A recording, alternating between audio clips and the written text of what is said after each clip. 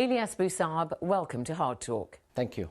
Were you surprised by the unexpected announcement by Russia that it was ending its military operations in Syria and withdrawing? Well, I wasn't surprised, especially that we know that they decided that they're going to continue to fight Daesh or ISIS alongside the rest of the world.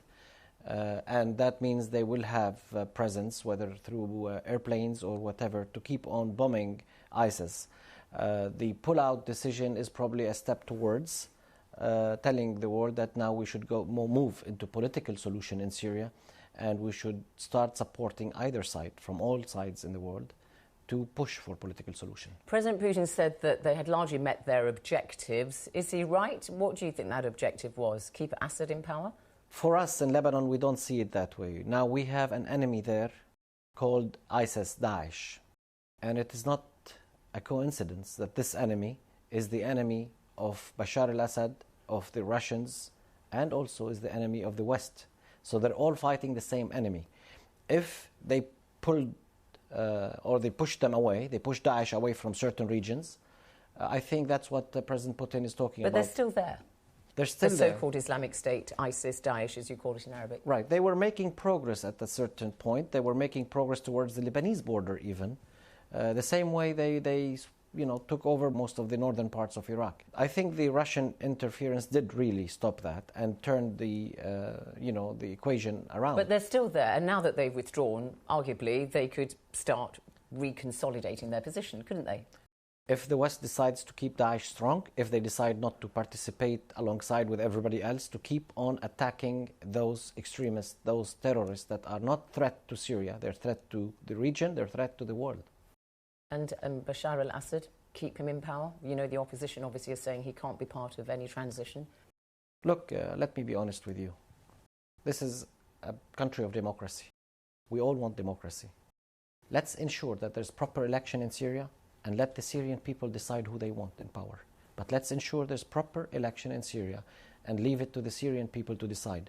We've seen other places where we tried to export or import to that country democracy. We saw the results. We saw what happened. We cannot do that by force. We need to set the stage for proper election, fair election, and let the people decide what they want. All right. Lebanon has, obviously, it's 5 years exactly since the Syrian war began. Lebanon has paid a heavy price bordering Syria, historic ties between the two peoples. You have 1.3 million registered refugees with the United Nations, but arguably your government says that you have more than that, plus the 500,000 Palestinian refugees that you've hosted historically. But now with the Syrian refugees, is the burden too great for Lebanon? It is, Zainab. As you know, Lebanon is a country of 4 million people. When you say 1.5 refugees after the Syrian crisis from Syria, and 500,000 from Palestine from before, you're talking about 2 million refugees on the Lebanese territory. For a country of 4 million, this is quite a lot. This is not something that Lebanon can handle on its own. Lebanon have its own crisis, financially, economically. We all know the situation in Lebanon.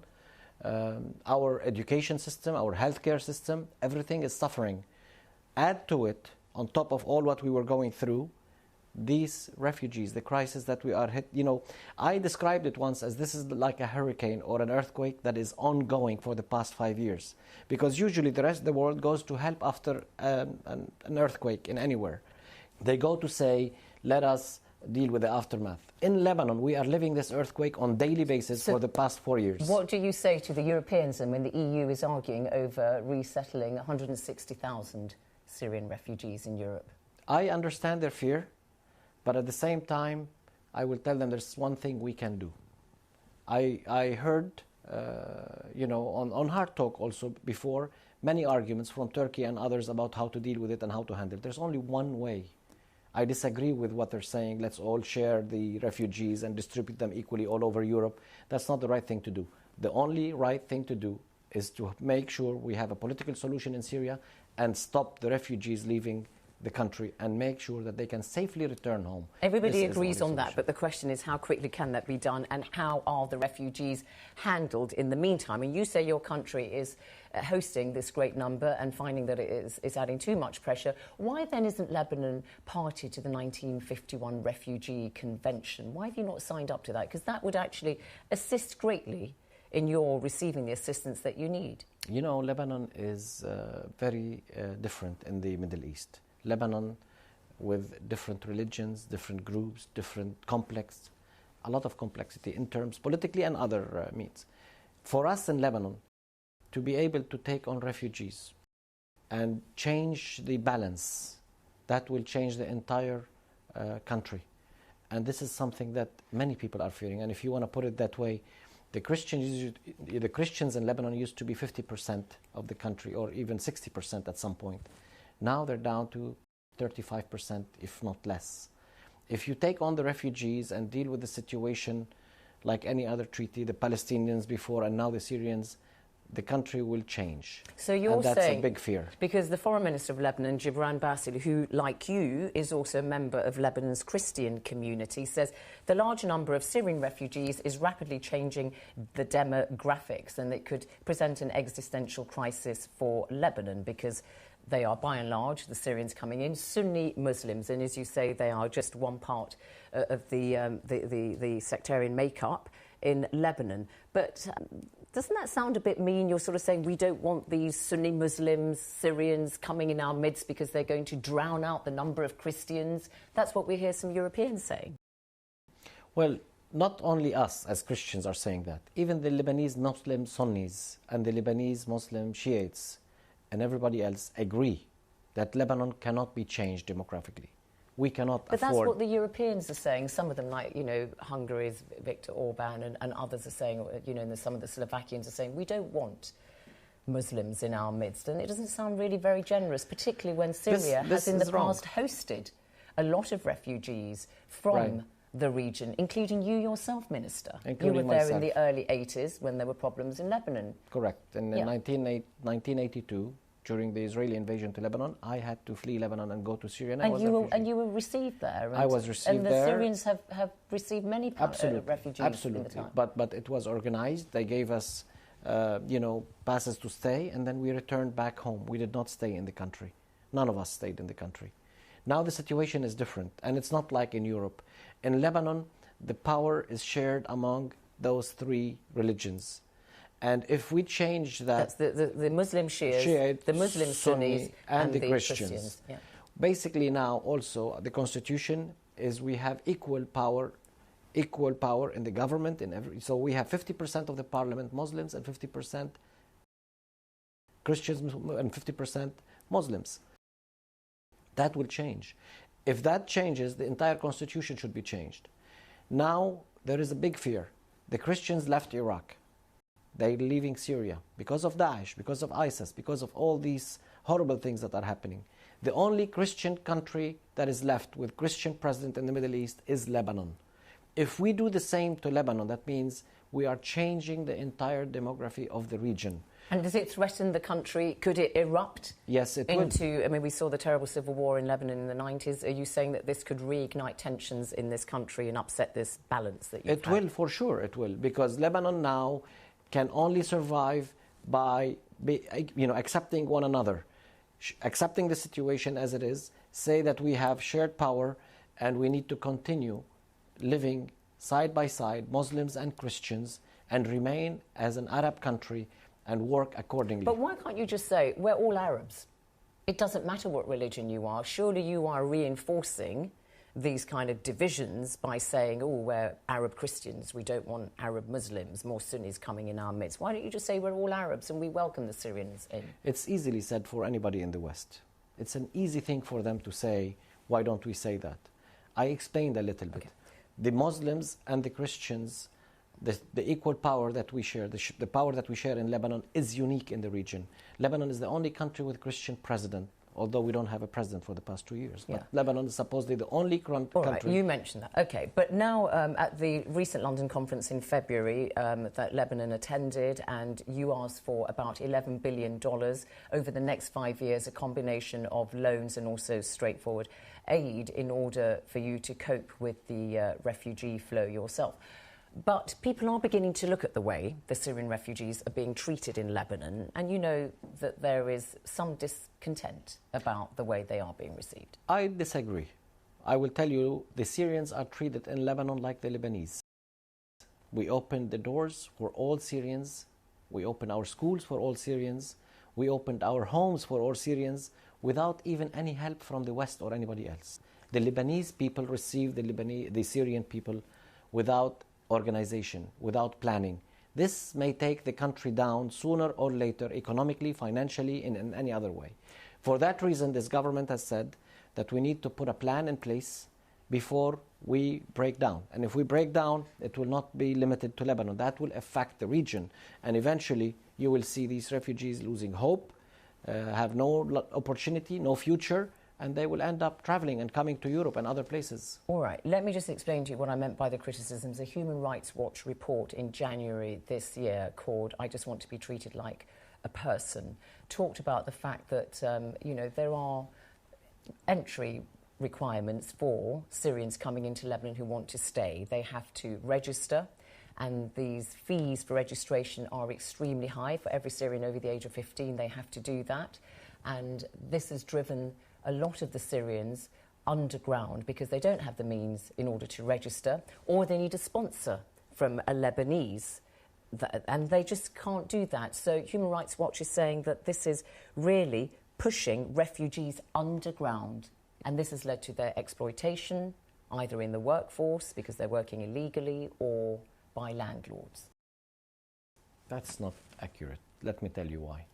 The government decided to put these measures after we reached over 1.5 million refugees, when we said Lebanon can no longer handle the situation. So this was implemented on any newcomers. We said, how can we stop that? This was January last year you brought these regulations in. Because after, if we continue, leave it open, like any other country, any refugee that goes anywhere in the world, don't they need to register somewhere? The government should not have an account of who is where. That's what we tried to do.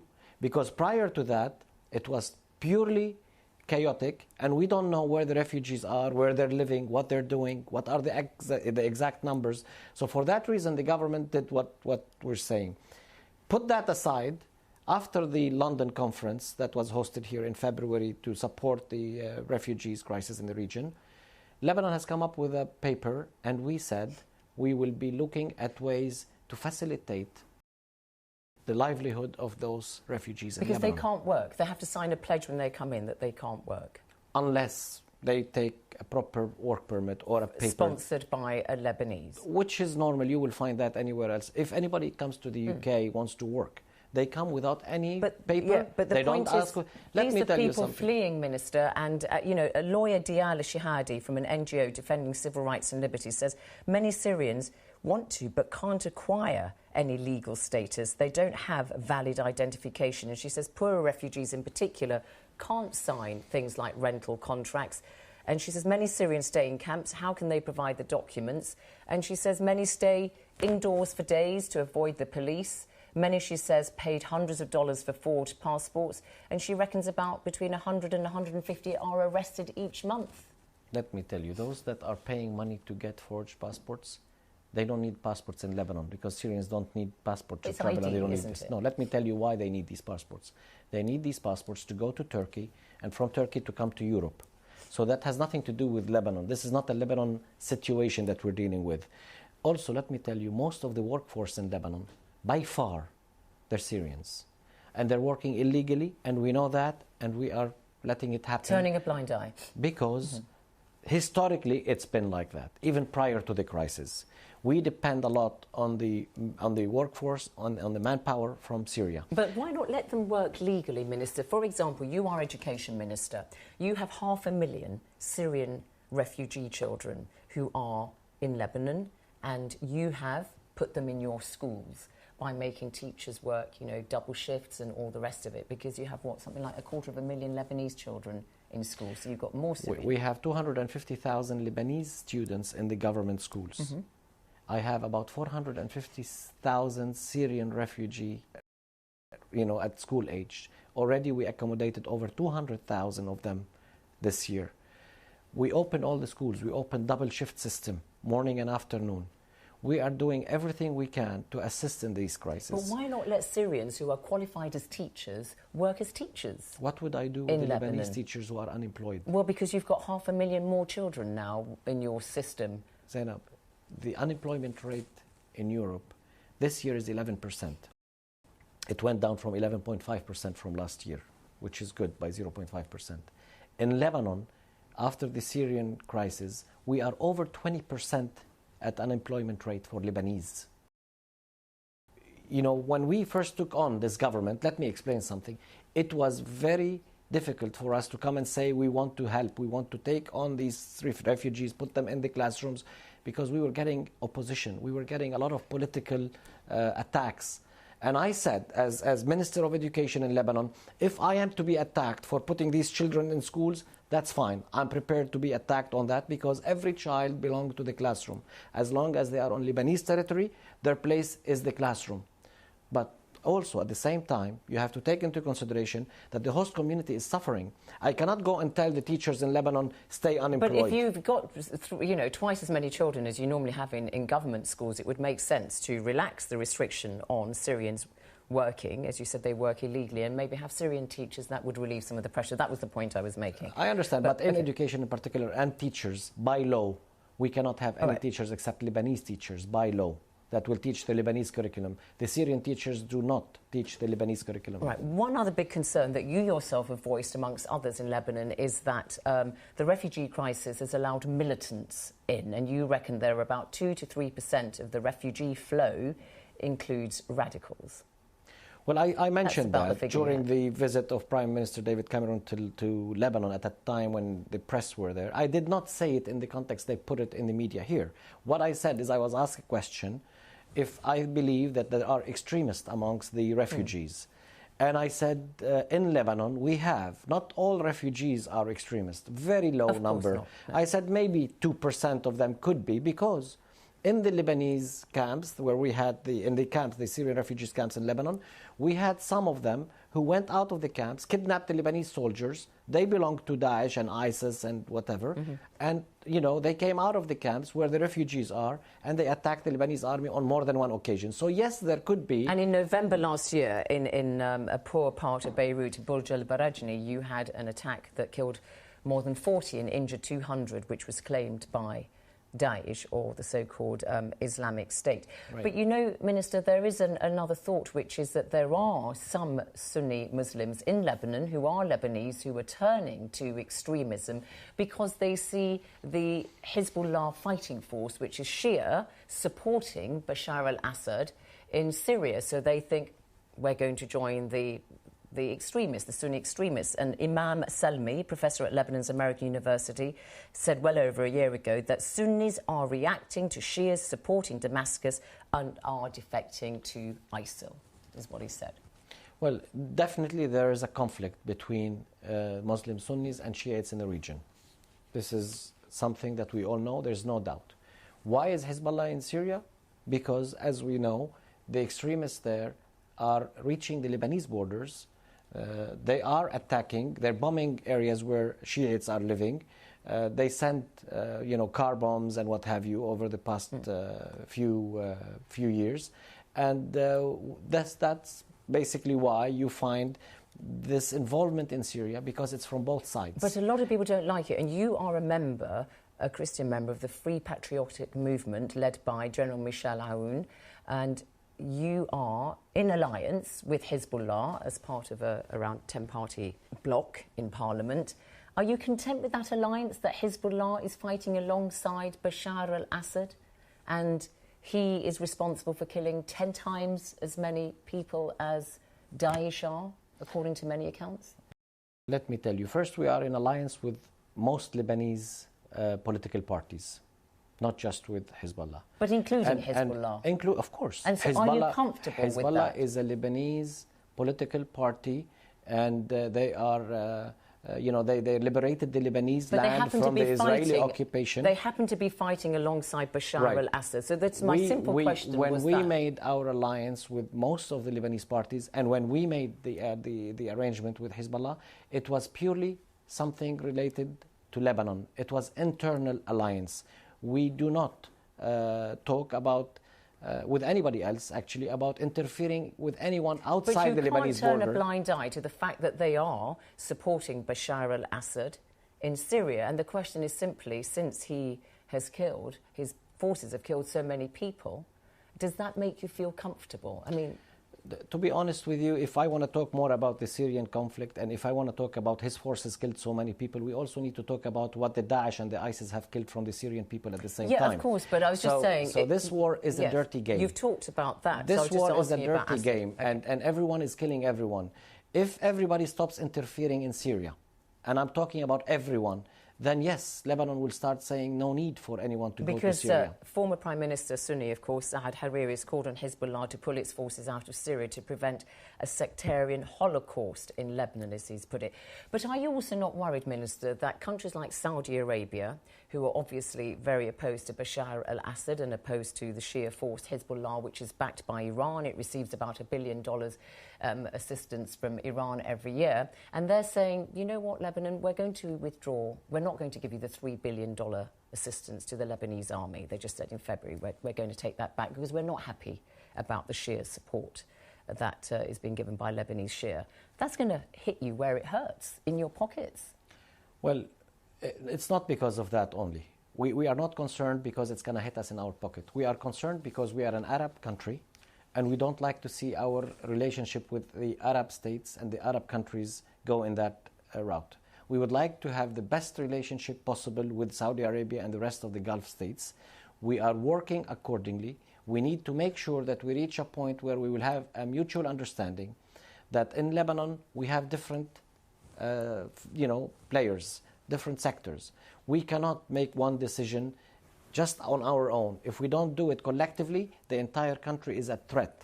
We need to understand, we need to make our friends understand that that's our situation. At the same time, we need to make all the decisions that are in favor of standing with the Arab states and stand with the Saudi Arabia against anyone interfering in their own affairs from within or from outside. Finally and briefly, protests in the street, amongst other things, in Lebanon against the rubbish disposal crisis, political paralysis, sectarianism we've talked about. What hope for peace, prosperity and unity in Lebanon, briefly?